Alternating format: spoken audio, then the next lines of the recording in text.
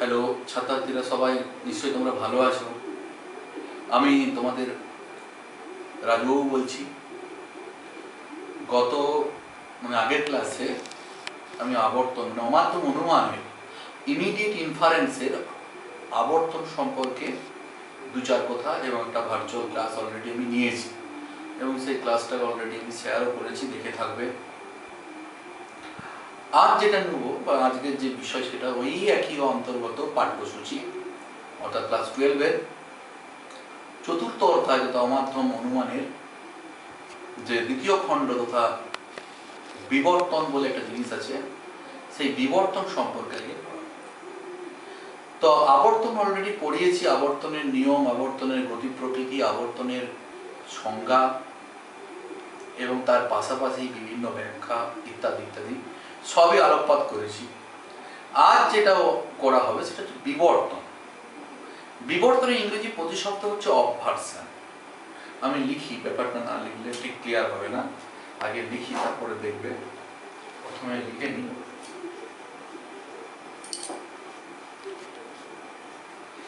বিবর্তনের ইংরেজি প্রতিশব্দ হলো অবভার্সন।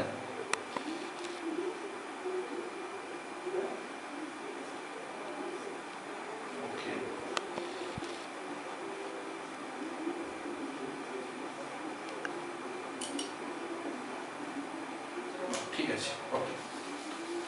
দেখেন, বিবর্তন চ্যাপ্টার সেকেন্ড টপিক যেটা অমাধ্যম অনুমানের, সেটা হচ্ছে বিবর্তন। এর ইংরেজি প্রতিশব্দ হলো অবভার্সন, OBVERSION, অবভার্সন। ঠিক আছে। আবর্তনের ইংরেজি প্রতিশব্দ কনভার্সন আমরা লিখেছিলাম, বিষয় সম্পর্কে বলেওছি। আজকে হচ্ছে কি বিবর্তন বা অবভার্সন সম্পর্কে দু চার কথা বলি। বিবর্তন কাকে বলে? ফার্স্ট অফ অল আমাকে জানতে হবে বিবর্তন কি। What is the definition of obversion? কি বিবর্তন হচ্ছে একটা অমাধ্যম অনুমান, বুঝতেই পারছো। প্রথমত আমি কয়েকটা বিষয় আগে লিখে নিই, তারপরে আমি বলছি। আগে লিখে নিই, তারপরে আমি বলে দিচ্ছি। দেখো, বিবর্তন হলো এক প্রকার অবরোহমূলক অনুমান। এক প্রকার অবরোহমূলক অনুমান, একটু পরে বোর্ডটা দেখতে পাবে। 2 নম্বর, এটি একটি অমাধ্যম অনুমান। এই বিশেষগুলো বা হিন্টস গুলো আমি ব্যাখ্যা করে দিচ্ছি। এগুলো হিন্টস, HINTS, হিন্টস। অবরোহমূলক অনুমান, অমাধ্যম অনুমান। 3 নাম্বার কি আছে? 3 নাম্বার হলো ধরো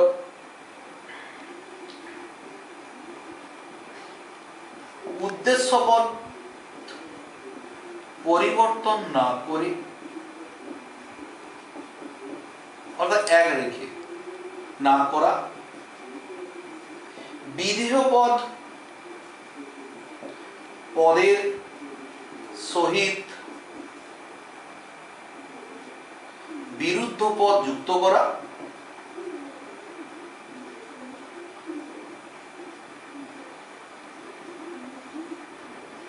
এবং 5 নাম্বার, নতুন সিদ্ধান্ত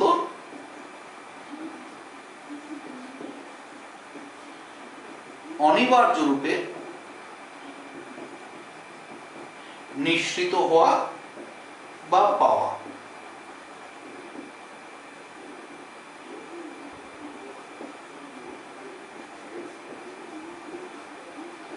এই কটি হিন্টস আমি লিখে দিচ্ছি, দেখে নাও ভালো করে। এই হিন্টস গুলো অনুযায়ী আমি কিন্তু ডেফিনেশন পড়াবো। বিবর্তন তথা অবভার্সনের হিন্টস নাম্বার 1, অবরোহমূলক অনুমান। কেন অবরোহমূলক অনুমান বলা হচ্ছে? না, এটা অবরোহমূলক অনুমান তার কারণ হলো এখানে সিদ্ধান্তটি উপরোক্ত আশ্রয় বাক্য থেকে অনিবার্যভাবে নিঃসৃত হচ্ছে। এইটা একটা অবরোহমূলক অনুমান। যদি এটা আরো হতো তাহলে নিশ্চয়ই কিন্তু হতো না। অমাধ্যম কেন বলা হচ্ছে অমাধ্যম অনুমান? না, অমাধ্যম অনুমান হচ্ছে একটি মাত্র আশ্রয় বাক্য থেকে সিদ্ধান্তটি অনিবার্যভাবে নিশ্চিত হচ্ছে। 3 নম্বর কি আছে? উদ্দেশ্য যদি একটি মাত্র না হতো, একাধিক হতো, তখন কিন্তু তার অমাধ্যম বা ইমিডিয়েট থাকতো না, তখন সেটা নন মিডিয়েট থাকতো বা নন ইমিডিয়েট হতো বা মাধ্যম অনুমানের পর্যায়ে পড়ে যেত। যেহেতু বিবর্তন একটি মাত্র আশ্রয় বাক্য থেকে অনিবার্যভাবে নিশ্চিত হয়, তাই এটাকে অবরোহমূলক অমাধ্যম অনুমান বলা চলে। এই অবরোহমূলক অমাধ্যম অনুমানে কি করতে হবে? প্রথমত উদ্দেশ্যের কোনো পরিবর্তন করতে হবে না। উদ্দেশ্যটা আনচেঞ্জড। সাবজেক্ট সাবজেক্টের জায়গায় বসবে। সাবজেক্ট আশ্রয় বাক্যের যে সাবজেক্ট, সিদ্ধান্তে সেই সাবজেক্টটুকুই বসবে, এর কোনো পরিবর্তন হবে না। আমি আবার বলছি, সাবজেক্ট সাবজেক্টের জায়গায়, উদ্দেশ্য উদ্দেশ্যের জায়গায় কোনো রকম পরিবর্তন না করে, যেমন আবর্তনে তোমরা উদ্দেশ্য বিধেয় স্থান পরিবর্তন করেছো, এখানে উদ্দেশ্য বিধেয় স্থান পরিবর্তন হবে না, শুধু উদ্দেশ্যটা একই থাকবে, আনচেঞ্জড। আচ্ছা, বিধেয় পদের সহিত বিরুদ্ধ পদ যুক্ত করা। বিধেয় পদ মানে যদি কোনো একটা আশ্রয় বাক্যের কোনো বিধেয় পদ পাও, সেই বিধেয় পদটা সিদ্ধান্তে কি হবে? একটা বিরুদ্ধ পদ যুক্ত করা। এখানে আমি বলছি যে বিরুদ্ধ পদ কাকে বলে, তোমরা শুধু জাস্ট একটু জেনে রাখো। বিরুদ্ধ পদ মানে হলো যে কোনো পদের সহিত অ যোগ করা। অ শব্দটা কিন্তু যুক্ত করা। যদি বলা হয় সাদা, এর বিরুদ্ধ পদ হলো অসাদা। এই অসাদা কেন বলা হচ্ছে না? সাদা ভিন্ন যে কোনো রঙকে বোঝানো হচ্ছে। আমি পরে আসছি বিষয়টা, আগে বলে দিই। তাহলে কি হলো? বিধেয় পদের সঙ্গে, আশ্রয় বাক্যের বিধেয় পদের সঙ্গে পদটা সিদ্ধান্তে কি হবে? বিরুদ্ধ পদ যুক্ত হবে, তো অযোগ হবে। আর 5 নাম্বার যে নতুন সিদ্ধান্ত অনিবার্য রূপে নিশ্চিত হওয়া বা পাওয়া, অর্থাৎ একটা নিউ একটা কনক্লুশন পাবো, যেটা উপরোক্ত আশ্রয় বাক্য থেকে নিশ্চিত হয়েছে, বাইরে থেকে কখনো আনা হয়নি সেটা। তাহলে এই হলো এই 5টা হিন্টস। এই 5টা হিন্টসকে একটু সাজিয়ে নাও ভালো করে, দেখো বিবর্তনের সংজ্ঞা পেয়ে যাবে। এগুলো বিবর্তনের বৈশিষ্ট্য বলা চলে, তার জন্য বৈশিষ্ট্যকে মানে একত্রিত করলে কি পাওয়া যাচ্ছে? সংজ্ঞা পাওয়া যাচ্ছে, বা সংজ্ঞাকে ভাঙলে বৈশিষ্ট্য পাওয়া যাচ্ছে, ক্যারেক্টারিস্টিক। তাহলে বিবর্তন কাকে বলবো? আমি আবার বলছি, বিবর্তন বলতে সেই অবরোহমূলক অমাধ্যম অনুমান বোঝানো হয় যে অবরোহমূলক অমাধ্যম অনুমানের আশ্রয় বাক্যের উদ্দেশ্যকে সিদ্ধান্তে উদ্দেশ্য পদরূপে পেয়ে বা পরিবর্তন না করে উদ্দেশ্য পদের আশ্রয় বাক্যের বিধেয়, শুধুমাত্র আশ্রয় বাক্যের বিধেয় সিদ্ধান্তে বিরুদ্ধ পদ রূপে যুক্ত করে, এরপরে যদি আমি একটু কোয়ালিটি কোয়ান্টিটির কথা বলি, গুণগত পরিবর্তন ঘটিয়ে এবং পরিমাণগত কোনো পরিবর্তন না ঘটিয়ে নতুন সিদ্ধান্ত রূপে যে একটা বাক্যকে প্রতিষ্ঠা করা হয়, সেই বাক্য বা বচন, বাক্য বলবো না, বচনকে প্রতিষ্ঠা করা হয়, সেই পদ্ধতিকে বলা হয় বিবর্তন। আমি এখানে দুটো জিনিস লিখে নিই, যেটা হলো পরিমাণগত এবং গুণগত। তাহলে নাম্বার 6 নাম্বার হচ্ছে কি? পরিমাণের কোনো পরিবর্তন হবে না, অর্থাৎ পরিমাণগত পরিবর্তন হবে না। আর 7 নাম্বার গুণগত পরিবর্তন হবে। দেখেন তাহলে কি বললাম, এইগুলি হচ্ছে কিন্তু নিয়ম বলা চলে। ভালো করে আমি প্রত্যেকটা ডেফিনেশন কিন্তু দিচ্ছি, ভালো করে দেখে নাও। আমি আবার ডেফিনেশন গুলো, মানে ডেফিনেশন দেওয়ার আগে হিন্টস গুলোকে ভালো করে ক্লিয়ার করে দিই। নাম্বার 1, অবরোহমূলক অনুমান কেন? বিবর্তনটা অবরোহমূলক অনুমান কেন? না, এটি সিদ্ধান্তটি কি করা হয়? উপরোক্ত আশ্রয় বাক্য থেকে অনিবার্যভাবে নিশ্চিত হয়। এটি অমাধ্যম অনুমান কেন? না, এটি বা বিবর্তনকে অমাধ্যম অনুমান কেন বলবো? না, এটি একটি মাত্র আশ্রয় বাক্য থেকে সিদ্ধান্তটি অনিবার্যভাবে নিশ্চিত হয়। দুটি মাত্র হতো তাহলে সেটা মাধ্যম হতো, যেহেতু একটি মাত্র তাই এটি অমাধ্যম অনুমানের পর্যায়ে পড়ছি। 3 নাম্বার, উদ্দেশ্য পরিবর্তন করব না, অর্থাৎ আশ্রয় বাক্যের উদ্দেশ্যকে সিদ্ধান্তে সেই উদ্দেশ্য রূপেই তৈরি করে। আচ্ছা, 4 নাম্বার, বিধেয় পদের সঙ্গে যুক্ত করব অর্থাৎ বিরুদ্ধ পদ যুক্ত করব। বিরুদ্ধ পদ মানে হচ্ছে, বিরুদ্ধ পদ কাকে বলে যদি বলি, বিরুদ্ধ পদ হচ্ছে কি? বিপরীত পদ এবং সদর্থক পদ, এই দুটোর মধ্যবর্তী পর্যায়। বিপরীত পদ এবং এবং কি বললাম সদর্থক শব্দ এর তার মাঝে যে মধ্যবর্তী পর্যায়ে যে শব্দটি বসে তাকে বলা হচ্ছে বিরুদ্ধ পদ, অর্থাৎ বিরোধী পদ যাকে বলা হয়। যেমন সাদার বিরোধী পদ হচ্ছে কিন্তু অসাদা, অযুক্ত করা, অর্থাৎ সাদা ভিন্ন যে কোনো রং। তার মানে এখানে যদি আমি কালো বলতাম তাহলে কিন্তু এটা বিরুদ্ধ হতো না বা বিরোধী হতো না, এটা হয়ে যেত বিপরীত হতো। তাই বিপরীত পদ প্লাস তার সাথে কি পদ হচ্ছে সদর্থক শব্দ, এর মাঝামাঝি যে মধ্যবর্তী স্থানে যে বসে সেটাই হচ্ছে বিরুদ্ধ পদ। বিরুদ্ধ পদ মানে বিরোধী পদ। সাদার বিরোধী পদ হলো অসাদা, আলোর বিরুদ্ধ পদ হচ্ছে অন্ধকার, এটা বলা যেতে পারে। এটা যদি বিপরীত পদও বলা যেতে পারে, কিন্তু সব বিপরীত পদ কিন্তু বিরুদ্ধ পদ নয়, এটা মনে রাখবে, বারবার বলা আছে। বিপরীত পদ বিরুদ্ধ পদ শব্দের অর্থ হচ্ছে বিরোধী পদ, বিরোধী পদ অর্থাৎ যে শব্দের সঙ্গে অযোগ হয়। এক অর্থে সাদা অসাদা, কালো অকালো ইত্যাদি ইত্যাদি অযুক্ত করা আছে। বিশ্বাসী অবিশ্বাসী, তার মানে বিশ্বাসী নয়। তার মানে কি বিপরীত পদ এবং সদর্থক শব্দের মাঝামাঝি অবস্থান হচ্ছে, বা বিরোধী পদ এবং কি বলা হচ্ছে সরি বিপরীত পদ এবং তার সদর্থক শব্দের মাঝামাঝি যে অবস্থান হচ্ছে সেটা হচ্ছে বিরোধী শব্দ বা বিরুদ্ধ পদ যেটাকে বলা হচ্ছে। 5 নম্বর কি আছে, নতুন সিদ্ধান্ত অনিবার্য রূপে প্রতিষ্ঠা করতে হবে। তার আগে 6 নম্বর 7 নম্বরটা বললে ভালো হয়। পরিমাণের কোনো পরিবর্তন করা চলবে না, অর্থাৎ পরিমাণ সামান্য থাকবে, বিশেষ বিশেষই থাকবে। সামান্য থেকে বিশেষ পাওয়া যাবে না, বিশেষ থেকে সামান্য আসা যাবে না। আর আছে গুণগত পরিবর্তন হবে, তার মানে বুঝতে পারছো আশ্রবাক্যে যদি আশ্রবাক্যটা যদি সদর্থক হয় সিদ্ধান্তটা অবশ্যই কিন্তু নমর্থক হবে, বা আশ্রবাক্যটা যদি নমর্থক হয় সিদ্ধান্তটা অবশ্যই সদর্থক হবে। এই যে আশ্রবাক্য বলছে এবং সিদ্ধান্ত বলছি, এই যে আশ্রবাক্য এবং সিদ্ধান্ত, আশ্রবাক্যটা হচ্ছে সবসময় কি হবে, যাকে করা হবে সেটা হচ্ছে বিবর্তনীয়, আর যেটা পাওয়া যাবে সেটা হচ্ছে বিবর্তিত। ভালো করে মনে রাখবে, বিবর্তন করতে গেলে যে আশ্রবাক্যকে করা হয় বিবর্তন তাকে বলা হয় বিবর্তনীয়, ইংরেজি বলা হয় অবভার্টেন্ট, আর যেটা পাওয়া যায় সিদ্ধান্ত রূপে সেটা বিবর্তিত মানে অবভার্স। ওকে, আমি এগুলো লিখে দিচ্ছি তার আগে, তাহলে ব্যাপারটা বোঝা গেল। তাহলে এটি একটি অবরোহমূলক অমাধ্যম অনুমান, অর্থাৎ বিবর্তনের সংজ্ঞা বলতে গেলে কি বোঝানো হয়, এটা বৈশিষ্ট্য বলা চলে, এগুলো বৈশিষ্ট্যগুলোকে ট্যাগ করলে, বৈশিষ্ট্যগুলোকে ট্যাগ করে দেখো সংজ্ঞাটা আমরা পেয়ে যাচ্ছি। কিরকম না, বিবর্তন হলো এক প্রকার অবরোহমূলক অমাধ্যম অনুমান, যে অনুমানে কি করা হবে, উদ্দেশ্যকে পরিবর্তন না করে, অর্থাৎ আশ্রয়বাক্যের মানে উদ্দেশ্য পদকে পরিবর্তন না করে এক রেখে শুধুমাত্র বিধেয় পদকে পরিবর্তন করে, মানে বিধেয় পদের সঙ্গে বিরোধী পদ মানে বিরুদ্ধ পদ যুক্ত করে, অর্থাৎ আশ্রয়বাক্যের যে পদ যে বিধেয় পদ সিদ্ধান্তে সেটাকে বিরুদ্ধ পদ রূপে পেয়ে গুণের পরিবর্তন করে পরিমাণের কোনো পরিবর্তন না করে নতুন একটি বচনকে সিদ্ধান্ত রূপে প্রতিষ্ঠা করা হয়, সেই যে নিয়ম বা সেই যে প্রক্রিয়াটা তার নাম হচ্ছে বিবর্তন, আর সেই পদ্ধতিটার নাম হচ্ছে বিবর্তনমূলক পদ্ধতি। ভালো করে দেখো, ভালো করে বিষয়টা দেখে নাও।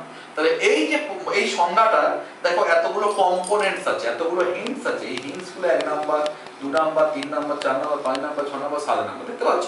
প্রত্যেকটা হিন্টস এগুলো বৈশিষ্ট্য লেখা চলে। যদি পড়ে যে বিবর্তনের কয়েকটি বৈশিষ্ট্য লিখো, তোমরা লিখতে পারো বিবর্তন হলো এক প্রকার অবরোহমূলক অনুমান, এটা একটা অমাধ্যম অনুমান, এর উদ্দেশ্য আনচেঞ্জ থাকে, এর বিধেয় বিরুদ্ধ পদ যুক্ত হয় মানে অযুক্ত হয়, এর গুণগত পরিবর্তন হয় এবং এর পরিমাণগত কোনো পরিবর্তন হয় না, এবং নতুন একটি সিদ্ধান্ত বচন রূপে প্রতিষ্ঠা করা হয়, বচনকে সিদ্ধান্ত রূপে প্রতিষ্ঠা করা হয়। ঠিক আছে, তাহলে এগুলো হচ্ছে ওয়ান টাইপ অফ বৈশিষ্ট্য বলা চলে, এগুলোকে ওয়ান টাইপ অফ কি করা হবে বৈশিষ্ট্য বলা চলে। ভালো করে দেখে নাও, যদি প্রশ্ন পড়ে যে এর ক্যারেক্টারিস্টিক্স কয়েকটি আলোচনা করো, তোমরা নিশ্চিতভাবে এগুলো লিখতে পারবে। দেখতে পাচ্ছ বৈশিষ্ট্য, ক্যারেক্টারিস্টিক্স। আমি আবার বলছি, বিবর্তন হচ্ছে সেই প্রকার অবরোহমূলক অমাধ্যম অনুমান, যে অবরোহমূলক অমাধ্যম অনুমানে আশ্রয়বাক্যের উদ্দেশ্যকে সিদ্ধান্তে উদ্দেশ্য রূপে প্রতিষ্ঠা করে মানে কোনো পরিবর্তন না করে উদ্দেশ্যের জায়গায় বসলো।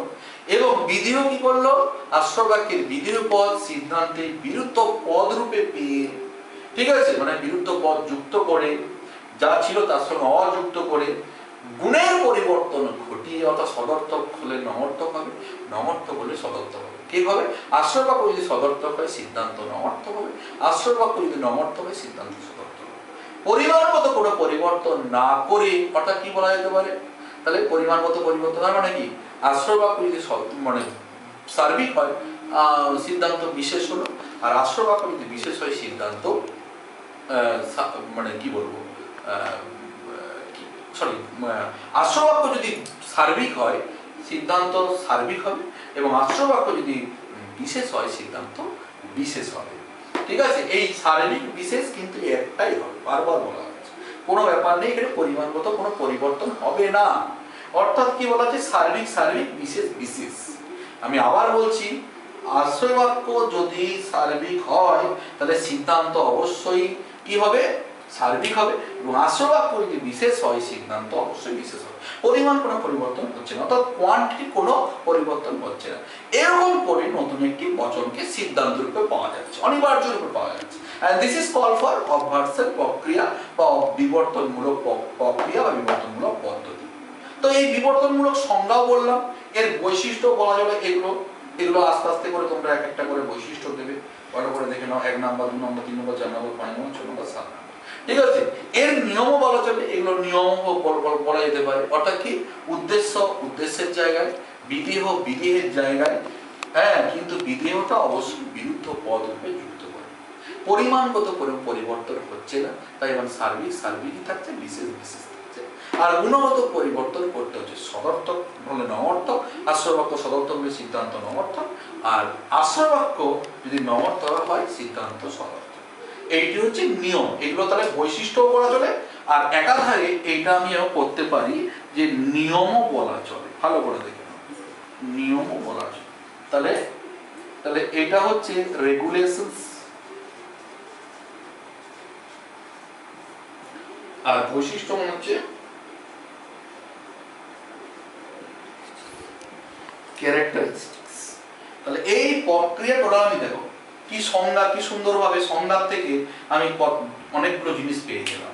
একদিকে বৈশিষ্ট্য পেয়ে গেলাম, রেগুলেশনস বা নিয়ম বা কি বলবো লজও বলতে পারে, আবার এদিকে ডেফিনেশনও পেলাম। তাহলে এই হচ্ছে, ঠিক আছে। এবারে আমি একটা ছোট্ট একটা উদাহরণ দিয়ে বিষয়টাকে ক্লিয়ার করে দিই, আমি এটা মুছে নিই, তারপরে তোমাদেরকে বলছি। তার আগে আমাকে বলতে হবে একটা বিষয়, আমি এড়িয়ে গেলাম, সেটা হলো কি, নাম্বার 1, বিবর্তনীয় এবং বিবর্তিত বচন কাকে বলে? প্রশ্ন পড়বে যে বিবর্তনীয় আর এইদিকে হলো বিবর্তিত। বিবর্তনীয়টা হচ্ছে অবভার্টেন্ট, আর বিবর্তিত হচ্ছে অবভার্স। দেখে না, এই দুটো বচনটা আমি যেমন পড়িয়েছিলাম, আবর্তনীয় আবর্তিত, ঠিক সেরকম। বিবর্তনীয় কাকে বলবো, বিবর্তনীয় বচন কাকে বলবো? বিবর্তনীয় বচন বলতে সেই প্রকার বচনকে বোঝানো হয় যে প্রকার বচনকে কি করা হয়, বিবর্তন করা হয়, তাকে বলা হয় বিবর্তনীয়। আর বিবর্তিত যা পাওয়া যায় তাই হলো বিবর্তিত। তার মানে আশ্রয় বাক্যকে হচ্ছে, আশ্রয় বাক্য বিবর্তনের ক্ষেত্রে আশ্রয় বাক্য হলো বিবর্তনীয়, আর আশ্রয় বাক্য থেকে যেটি পাওয়া যায় মানে লজিক্যাল ফর্ম করে, অর্থাৎ লজিক্যাল ফর্ম শুধু করে নয়, অভ্যাস করে, বিবর্তন করে যেটা পাওয়া যায় সেটা বিবর্তিত। তাহলে আমি আবার বলছি, যাকে বিবর্তন করা হয় তা হলো বিবর্তনীয়, যেটা পাওয়া যায় সেটা হলো বিবর্তিত। যাকে বিবর্তন করা হয় তাকে বলা হয় অবভার্টেন্ট প্রপোজিশন, আর যেটা পাওয়া যায় সেটা হলো অবভার্স প্রপোজিশন, বিবর্তিত। একটা ছোট উদাহরণ দিই, দেখো আমি আগে লিখে নিই। যেমন এ বচনের একটা ছোট উদাহরণ দিই, সকল মানুষ হয় বললাম, সকল মানুষ হয় মরণশীল, এটা আমি লিখলাম। এর থেকে আমি কি পাবো, ই বচন পাবো, অতএব করেছি। এখানে লিখলাম ওবিভি, তার মানে বিবর্তিত। কি করলাম না, লিখলাম ও বচন করলে তাহলে কোনো মানুষ মানুষের জায়গায় পড়ে আছে, আচ্ছা হয় নয়ের জায়গায় হবে, এবং মরণশীলের জায়গায় আমি কি লিখব, অযুক্ত করবো। দেখে নাও ভালো করে, ভালো করে দেখে নাও, প্রত্যেকটা ক্ষেত্রে দেখে নাও। দেখতে পাচ্ছ, সকল মানুষ হয় মরণশীল, ঠিক আছে। সকল হচ্ছে পরিমাণক, মানুষ হচ্ছে একটা উদ্দেশ্য, হয় সংযোজক এবং এটা বিধেয়।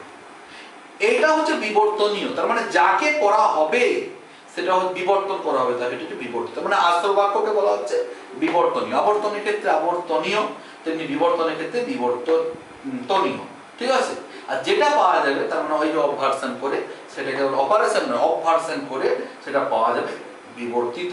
কি হচ্ছে দেখো, দেখো পরিমাণ কিন্তু একই আছে, সকল এবং কর্ম, তার মানে সার্বিক বচন সার্বিক বচন, এ এবং ই দুই সার্বিক বচন, পরিমাণের কোনো পরিবর্তন হয়।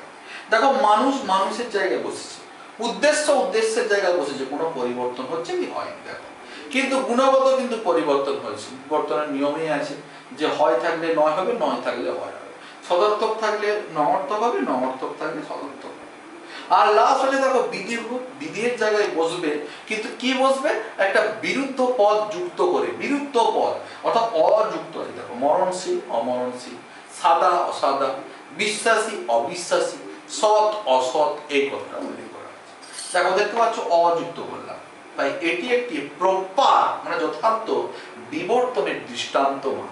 ভালো করে দেখে নাও, সকল মানুষ হয় মরণশীল, এখানে সবকটি নিয়মকে মান্য করেছে, পরিমাণের পরিবর্তন হয়নি, গুণগত পরিবর্তন হয়েছে, উদ্দেশ্য উদ্দেশ্যের জায়গায়, বিধেয় বিধেয়ের জায়গায়, কিন্তু এটা বিধেয়টা হচ্ছে বিরুদ্ধ পদ তথা বিরোধী পদকে যুক্ত করে। আমি আবার বলছি, বিরুদ্ধ পদ এবং বিপরীত পদ কিন্তু এক নয়। বিপরীত, আমি যে বিরুদ্ধ পদ, বিরুদ্ধ পদটা কি, বিরুদ্ধ পদ হলো কি না বিপরীত এবং সদর্থক শব্দ এর মাঝামাঝি যে জায়গাটা বসছে সেটা হচ্ছে বিরুদ্ধ পদ। আরো করে দেখেন, বিপরীত এবং সদর্থক শব্দের যে মাঝামাঝি যে জায়গায় বসছে সেটা হচ্ছে বিরুদ্ধ পদ। বারবার বলছি, তাহলে এগুলো হচ্ছে নিয়মগুলো সব ফুলফিল করলো, যে যেখানে গুণগত পরিবর্তন হচ্ছে, পরিমাণের কোনো পরিবর্তন হচ্ছে না। আচ্ছা, উদ্দেশ্য উদ্দেশ্যের জায়গায়, বিধেয় বিধেয়ের জায়গায়, কিন্তু বিধেয় একটাই পার্থক্য, সেটা হচ্ছে বিরুদ্ধ পদ যুক্ত করে নতুন একটি বচনকে সিদ্ধান্ত রূপে প্রতিষ্ঠা করা হচ্ছে, এবং এটাকে বলা হয় বিবর্তিত বচন, এবং যার থেকে পাওয়া যাচ্ছে সেটা বিবর্তনীয় বচন, বারবার বলা হচ্ছে। এবং এই যে প্রক্রিয়াটা, এটার নাম হচ্ছে বিবর্তন অবভার্সন। এরকম অবভার্সন করে নিরপেক্ষ বচনগুলোকে কি থেকে কি পাওয়া যায়, আমি একটা জাস্ট লিখে দিচ্ছি ছোট্ট করে। দেখো আমি এখানে আমি লিখে দিলাম, এ থেকে দেখো ই বচন, ই থেকে এ বচন, আই থেকে ও বচন, এবং ও থেকে আই বচন। এই হচ্ছে তোমাদের বিবর্তনের নিয়ম। যদি পরে যে নিরপেক্ষ বচনগুলিকে বিবর্তন করো, তাহলে তোমরা এইটা লিখতে পারবে, অর্থাৎ এ থেকে ই বচন, দেখতে পাচ্ছ এ থেকে ই বচন, অর্থাৎ এ যদি এখানে বিবর্তনীয় হয়, বিবর্তিত হবে ই। আবার এখানে ই বচন যদি বিবর্তনীয় হয়, এ হচ্ছে বিবর্তিত সিদ্ধান্তে। আই হলো যদি বিবর্তনীয় হয়, ও হচ্ছে বিবর্তিত সিদ্ধান্ত।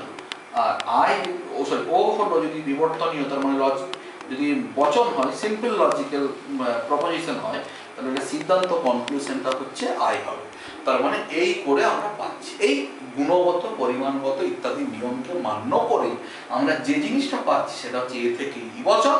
নিরপেক্ষ বচনে প্রত্যেকটি নিরপেক্ষ বচনে বিবর্তন করলে কি পাওয়া যায়, এ থেকে ই বচন, ই থেকে এ, আই থেকে ও, ও থেকে আই। এরকম করে প্রত্যেকটি উদাহরণ দিয়ে বুঝাতে হবে। দেখো সকল মানুষ হয় মরণশীল বললাম, ই বচন। আবার আমি যদি বলতাম যে ই বচন এখানে যদি হতো, অর্থাৎ কোনো মানুষ নয় দেবতা হলো, তাহলে সেটা এ বচন হতো কি, সকল দেবতা হয়, সকল মানুষ হয় অদেবতা, এটা আমাকে বলতে হবে। আবার যদি আমি যদি বলি কোনো আই ক্ষেত্রে কোনো মানুষ হয় সৎ বলি, তখন আমাকে ও বচন দিতে হবে, কোনো মানুষ হয়, কোনো মানুষ নয় অসৎ বলতে হতো। আবার যদি এটা আমি বলি ও বচনের ক্ষেত্রে কোনো মানুষ নয় বিশ্বাসী, তাহলে আমি আই বচন বা বিবর্তিত করতে হবে, সেটা বিবর্তিত মুখে বলে দিচ্ছে, সেটা বিবর্তিত করতে গেলে আমরা পাবো কি পাবো না, কোনো কোনো মানুষ হয় অবিশ্বাসী। তার মানে এখানে পরিমাণটা ঠিকই আছে কিন্তু গুণগত পার্থক্য আসছে। তাই এই যে সম্পূর্ণ এই যে প্রক্রিয়া, দিস ইজ কল ফর অবভার্সন মূলক প্রক্রিয়া। অবভার্সনটা আমরা জাস্ট একটু পড়লাম, আমি আবার কি কি পড়লাম একটু রিমেম্বার করে দিচ্ছি, ব্যাপারটা ক্লিয়ার হয়ে যাবে। প্রথম বললাম বিবর্তন কাকে বলে, বিবর্তন কি, বিবর্তনের সংজ্ঞা, বিবর্তনের বৈশিষ্ট্য, বিবর্তনের নিয়ম এবং প্রত্যেকটা নিয়ম কাকে বলে, কি কি করণীয়, কেন হচ্ছে, সব বিষয়। এবং সঙ্গে আছে বিবর্তনীয় বচন কাকে বলে, অবার্টেড, আর সঙ্গে আছে বিবর্তিত বচন কাকে বলে, যেটা করা হয় বিবর্তন তাকে বলা বিবর্তনীয়, এবং যা পাওয়া যায় সিদ্ধান্তে সেটা বিবর্তিত। এবং এই বিবর্তনের যে নিয়মগুলোকে সঠিকভাবে মান্য করে একদম নিরপেক্ষ বচনের কোন কোন নিরপেক্ষ বচন থেকে কি কি পাওয়া যাচ্ছে সেটা বলতে গেলে আমাকে অবশ্যই বলতে হয় এ থেকে ই বচন, ই থেকে এ বচন, আই থেকে ও এবং ও থেকে আই। এটি হচ্ছে সম্পূর্ণ বিবর্তনের চ্যাপ্টার। কোন রকম শব্দ, হ্যাঁ তার আগে বলি বিরুদ্ধ পদ মানে হচ্ছে, আমি বলেছিলাম যে বিপরীত এবং সদর্থক শব্দের মাঝামাঝি অবস্থানকারী যে পদ তাকে বলা হচ্ছে বিরুদ্ধ। যেমন আমি যদি বলি সাদা, তার মানে অসাদা বলতে হয়, তার মানে সাদা ভিন্ন যে কোনো রঙকে বোঝানো হয়। কিন্তু সাদার বিপরীত পদ হচ্ছে কালো, কালো কিন্তু বিরুদ্ধ পদ হবে না, কিন্তু কালো হচ্ছে বিপরীত পদ, কিন্তু যখনই বিরুদ্ধ পদ বলবো তখন অসাদা বলবো, ঠিক সবুজ অসবুজ এরকম ব্যাপারটা এসে যাচ্ছে। তাই আমি আবার বলছি আবর্তন অমাধ্যম অনুমানে দুটো বিষয় পড়ানো হয়েছে আগের ক্লাসে, একটা হচ্ছে আবর্তন, এই ক্লাসে হলো বিবর্তন। এই আবর্তন এবং বিবর্তন সংক্রান্ত যদি কোনো সমস্যা থেকে থাকে, যদি কোনো রকম সমস্যা থেকে ইনবক্স করবে, মেসেজ করবে, জানাবে, ফোন করবে, বিভিন্ন ক্ষেত্রে অবশ্যই বলবে। কোনো রকম কোনো সমস্যা শুধু এটা নয়, অমাধ্যম অনুমান আমি আস্তে আস্তে দর্শনের চতুর্থ অধ্যায়ে একবারে শেষ প্রান্তে এসে পঞ্চম অধ্যায় শুরু করবো কিছুদিন পরে। বুঝতেই পারছো যে একদিকে যেমন লকডাউন, তেমনি অন্যদিকে আগামীকাল মানে গতকাল উমফুনের প্রভাব নিশ্চয়ই তোমরা চোখে দেখেছো, খবরে শুনেছো। সবই আমরা জনজীবন স্তব্ধ। এই জনজীবনের স্তব্ধতার কারণে আমাদের পড়াশোনাও কিন্তু অনেক ব্যাঘাত ঘটছে, এবং এই সমস্ত ক্ষেত্রে আমরা কিছু না কিছু ক্ষেত্রে ভার্চুয়াল ক্লাসের মাধ্যমে বিষয়গুলোকে সব মাস্টারমশাইরা উপস্থাপন করার চেষ্টা করছে। সবই তোমাদের সুবিধার্থে, যদি কোনো অংশে তোমাদের কাজে লেগে থাকে সেটা আমি খুবই উপকৃত, আমি ব্যক্তিগতভাবে আমি উপকৃত বোধ করব। আরও বলছি পড়াশোনা করবে, পড়াশোনা ছাড়া কোনো উপায় থাকে না, মানুষের মধ্যে পড়াশোনাই করতে হবে। সুতরাং এই বাড়ি থেকে অবশ্যই কিন্তু পড়াশোনা করবে, এবং অবশ্যই কোনো কোশ্চেন থাকলে জিজ্ঞেস করবে। ঠিক আছে, ভালো থেকো, stay safe, stay at home, and also পড়াশোনাটা কন্টিনিউ করার চেষ্টা করবে। ঠিক আছে, ভালো থেকো।